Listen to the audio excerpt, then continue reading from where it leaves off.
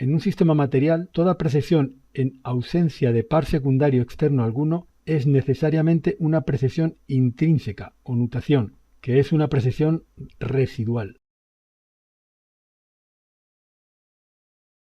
Cuando el sistema está precesionando y se le aplica un par de fuerzas externo, sea este colineal o no al momento angular principal, se modifica tanto su precesión extrínseca, si lo hubiera, como su precesión intrínseca.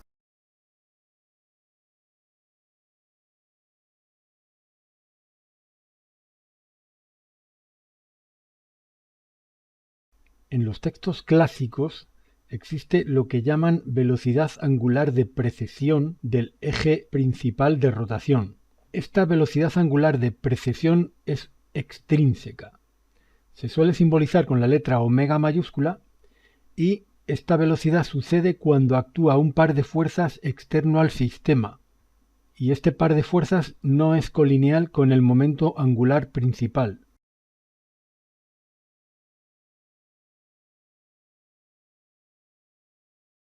También existe en la naturaleza una velocidad angular de precesión intrínseca, cuya existencia no es debida a ningún par de fuerzas externo al sistema en ese instante. Esto se llama nutación en los análisis clásicos.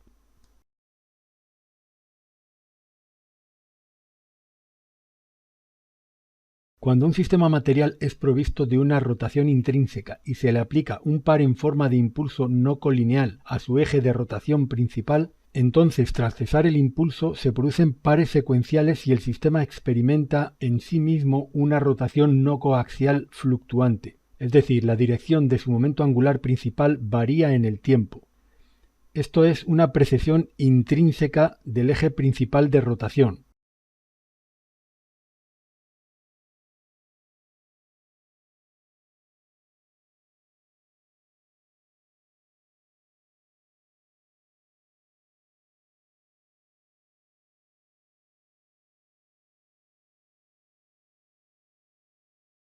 En el caso de un par impulso que desaparece, se genera una precesión intrínseca pura, que queda residual en el sistema sin que sobre él se aplique ningún par de fuerzas externo. El sistema queda rotando en dos ejes simultáneos diferentes que pasan por su centro de masas, el principal y el de nutación, conteniendo así información sobre su pasado, a modo de su memoria, un equivalente rotacional del movimiento inercial rectilíneo. La precesión intrínseca del eje principal de rotación es consecuencia de una generación intrínseca de una secuenciación de pares secundarios en el sistema, que son producidos a partir de la conclusión de un par secundario anterior en el tiempo, o más genéricamente a partir de la variación en la amplitud o posición de un par secundario anterior en el tiempo. En otras palabras, en caso de un par secundario variable en el tiempo se generan precesiones intrínsecas, correspondientes en cada instante a cómo se produzcan las fluctuaciones del par secundario aplicado. La precesión extrínseca, a diferencia de la anterior, es consecuencia de la aplicación de un par secundario externo permanente respecto al sistema de referencia del eje principal de rotación intrínseca del sistema, de manera que existe cuando y sólo cuando el par secundario existe invariablemente respecto a dicho sistema local de referencia. Si éste desaparece o varía, la precesión extrínseca también desaparece o bien varía dejando precesiones intrínsecas residuales.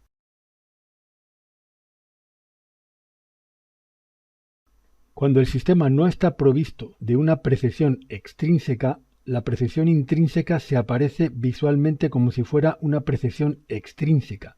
Por esta razón no se puede deducir observando el sistema si éste advierte o no un par secundario externo. Dicho en otras palabras, cuando un sistema está nutando y puramente nutando, no podemos saber si se trata de una nutación o se trata de una precesión.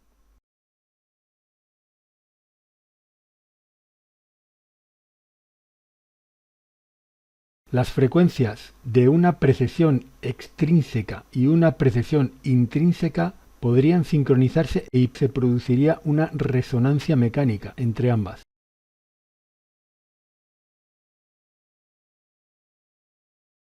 El vector momento angular de precesión intrínseca apunta al mismo semiespacio que el momento angular principal. Esto es, el producto escalar entre ambos es mayor que cero.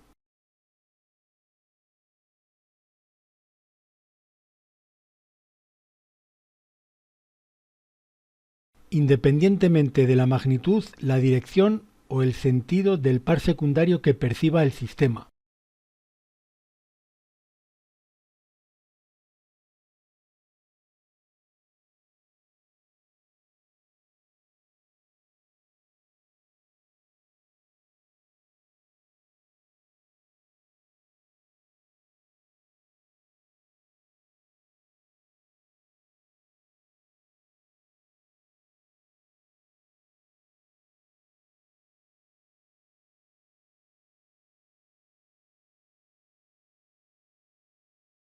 Vamos a establecer la superficie de cualquier esfera con su centro coincidente con el centro de masas del sistema en rotación. Partiendo de la base de que ninguna de esas velocidades, ni la de precesión intrínseca ni la de precesión extrínseca, sean nulas, es decir, que exista tanto precesión como nutación, la llamada nutación no dibuja una oscilación senoidal de la trayectoria rotante del vector momento angular principal sobre la citada superficie, como se expone en la divulgación y en la literatura ortodoxa. Por el contrario, esta trayectoria dibuja sobre esa superficie un cicloide, es decir, una circunferencia cuyo centro tiene trayectoria también de circunferencia, pues éste se traslada sobre la superficie de la citada esfera.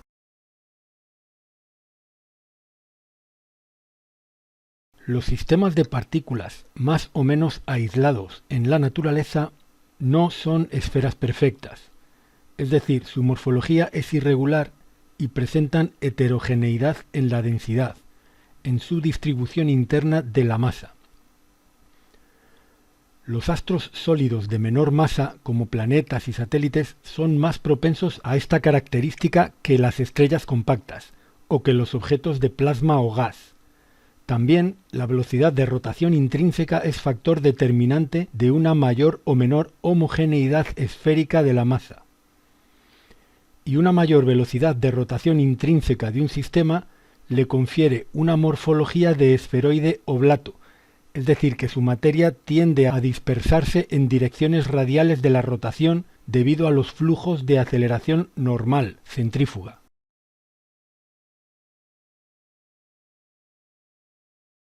La no existencia de esferas perfectas en los cuerpos celestes, es decir, la no homogeneidad en la distribución interna de la densidad, causa en ellos pares de fuerzas, debido a desbalances de intensidad del campo gravitatorio dentro del objeto.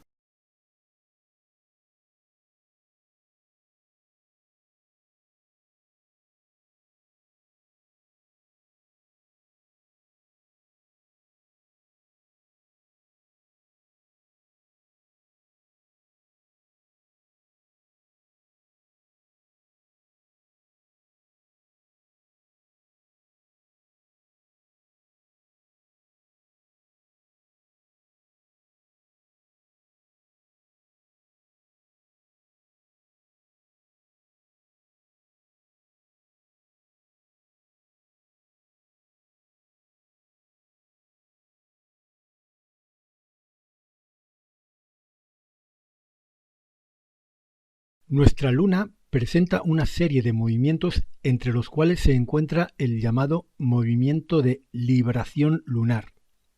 Este bamboleo es, una vez más, la consecuencia de las fluctuaciones de sus interdependencias por ligaduras gravitatorias significativas locales, que son las causadas por la estrella Sol y por el planeta Tierra. Es posible entrar en más detalles sobre esta libración, y para ello basta con tener en cuenta lo que hoy es sabido. Los pares secundarios fluctuantes en el tiempo generados por interacciones gravitatorias solar y terrestre debido a sus movimientos respecto a la posición lunar y, por otra parte, considerar la distribución interna de la masa lunar, la cual no presenta una homogeneidad esférica, sino que se distribuye espacialmente como esferoide prolato, con su radio mayor colineal con el vector distancia Tierra-Luna. Notemos que los planetas son generalmente esferoides oblatos,